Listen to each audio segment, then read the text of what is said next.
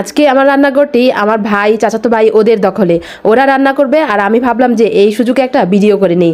আর ওরা কিন্তু মানে কি বলবো, ছেলেদের রান্না বলে কথা, চুলা ধরাতে যেমন কষ্ট হয়েছে ওদের, সব কিছু আমি একটু হেল্প করি নাই। ভাবলাম যে আজকে দেখি কি করে আমার চুলাগুলো আজকে ওরা সুন্দর মতো ধরাতে পারে। তো খুবই চেষ্টা করছিল প্রথমে, মানে চুলা ধরাতেই পারছিল না। ওই যে বলে না, আমি যে পর্যন্ত না যাব, আসলে হাত না বাড়াবো ওদের সাথে, তার সেই পর্যন্ত ওরা কিছুই পারবে না। তারপর আমাকে জিজ্ঞাসা করছিল আর আমি কিন্তু বলে দিচ্ছিলাম যে এইভাবে লাকড়িগুলো দিতে, এভাবে ধরাতে। তারপর দেখলাম যে ওরা কিভাবে আগুন ধরায়। তো আমি আসার আগে আগুন ধরিয়ে ফেলেছিল, একটু কেরোসিন দিয়ে দিয়েছিল। আমি যেহেতু বলেছিলাম যে আমার জন্য একটু ওয়েট করতে, আমি নামাজ পড়তে গিয়েছিলাম। তো এইদিকে চুলাটা সুন্দর মতোই ধরিয়েছে, কিন্তু পরের অবস্থাটা অবশ্যই আপনারা পুরো ভিডিওটি দেখতে পারবেন। তো আপনাদেরকে চাই একটি অনুরোধ, আমার চ্যানেলটি ভালো লাগলে আমার চ্যানেলটি একটি সাবস্ক্রাইব করে আসবেন। আমার এই রান্নাঘরটি, আমার এই রান্নাগুলো ভালো লাগলে অবশ্যই একটি লাইক দিয়ে কমেন্ট করবেন কেমন হয়েছে। আর তারপর সবাই কিন্তু রান্নাটা বসিয়ে দিয়েছে, আর আমার ফেসবুক পেজে সবাই অবশ্যই ফলো করবেন। আর কেমন হয়েছে আমার রান্নাগুলো আর আমার ভিডিওগুলো কেমন হয় অবশ্যই সবাই জানাবেন। তো এদিকে এই তো কড়াইটাও কিন্তু বসিয়ে দিয়েছে, কোনো মতো বসিয়েছে আর কি, খুবই ভয় পাচ্ছিল।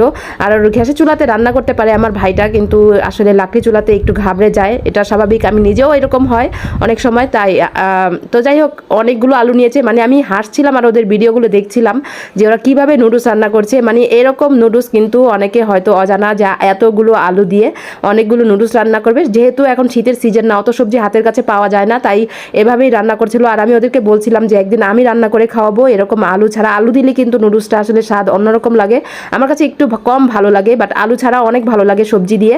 তো এই দিয়ে প্রথমেই কিন্তু একটা ভুল করে ফেলেছিল, ডিমগুলো ভাজেনি। ডিমগুলো এখন ভেজে নিচ্ছে, আলুগুলো চারপাশে দিয়ে। বুদ্ধি আছে আমার ভাইটার। তো আমি হাসছিলাম ওর কাণ্ড কারখানা দেখে, যে প্রথমেই ডিম দিতে ভুলে গিয়েছিল। আর আমার ভাইয়ের সাথে কিন্তু আমার চাচাতো ভাইরা এখানে সবাই অনেক হেল্প করেছিল। আমি জাস্ট মুখে মুখে বলছিলাম যে এইভাবে এভাবে। এটা দেখে তো আমি আরও অবাক হয়ে গেছি যে আলুর চারপাশে এভাবে ডিম দিয়ে মানে এখন ভেজে নেবে, বাস লেড়ে চেড়ে এখন ভেঙে চড়ে দিবে। বুদ্ধি আছে ওদের। যাই হোক, ডিম প্রথমে ভাজতে ভুলে গেলেও পরে কিন্তু ঠিকই সুন্দর মতোই ভেজে নিয়েছে। তারপর নুডলসগুলো দিয়ে দিচ্ছে। তারপর এই যে নুডলসগুলো দিয়ে দিচ্ছে। আর আমার ভাইটা কিন্তু আরও মজা করে নুডলস রান্না করে, আমরা যতবার খেয়েছি আমরা জানি, কিন্তু এবার একটু ভিন্ন রকম ভাবে, মানে শর্টকাটে যতটুকু পেরেছে রান্না করেছে। কিন্তু ওদের কাছে নাকি অনেক ভালো লেগেছে, কারণ ছেলেদের কাছে আসলে নুডলস যেভাবেই রান্না করা হয় সেভাবেই ভালো লাগে। আর আমার ভাইয়ের হাতের কিন্তু অনেক ভালো লাগে। আর অনেকগুলো সস দিয়েছে। আর মনে হচ্ছিল যে ভাপা পিঠা বানাবে, কারণ প্রথমবার নুডলস দিয়ে তারপর উপরে সস আর ম্যাজিক মশলা দিয়ে তারপর আবার মানে নুডলসগুলো দিয়ে দিয়েছে, আবার নুডলস দিয়ে আবার এইভাবে মানে সস, তারপর এখানে ম্যাজিক মশলা দিয়েছে। তো আজকের রেসিপিটি কেমন হয়েছে?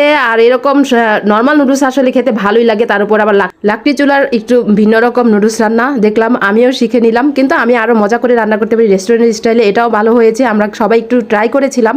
তো কেমন হয়েছে আজকের ভিডিও অবশ্যই সবাই কমেন্ট করে জানাবেন। আর সবাই ভালো থাকবেন, সুস্থ থাকবেন, স্বপ্নের পথে পাশে থাকবেন, আমার জন্য দোয়া করবেন, আমি যাতে অনেকটা এগিয়ে যেতে পারি। সবার জন্য দোয়া রইল। আল্লাহ হাফেজ।